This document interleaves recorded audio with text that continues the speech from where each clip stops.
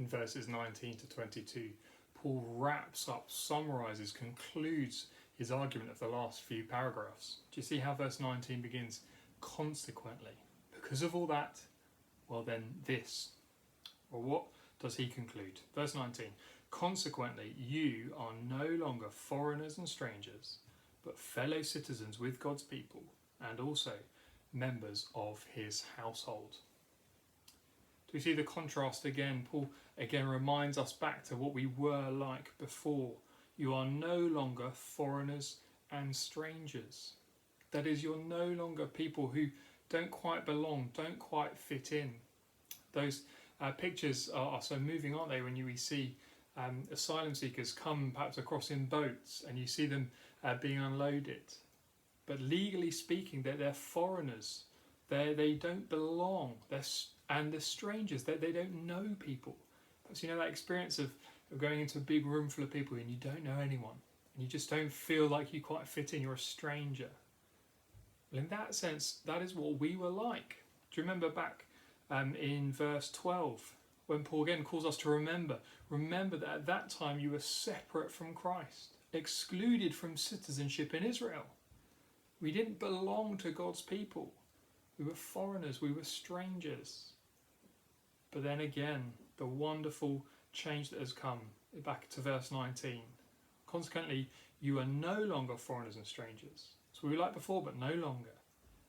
No, now we are fellow citizens with God's people and also members of his household. Paul again reminds us what we were like, and then we're going to see three things that are now true of us. And we find two of them in this verse.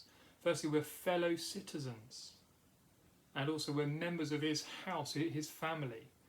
And then the verses to come, we're going to see going back to the idea of being a temple. But here, just in verse 20, we are fellow citizens. We now belong. We now have the passports. We're not interlopers. We're not those who aren't quite sure whether in or out. No, we belong to God's kingdom. We are fellow citizens with God's people, running back right through time and history. And we're members of his household. We're part of his family now. We now belong. What wonderful things, what wonderful change that God has brought about in our lives. I just want to to encourage us today to enjoy those truths, again, to remember the change that he has brought. Remember that sense of belonging.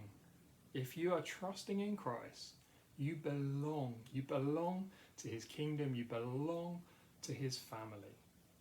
And that's true whether we kind of feel like we are part of it or not. Objectively speaking, that is true. And so enjoy that today. But also just one little word. Just remember, we are fellow citizens.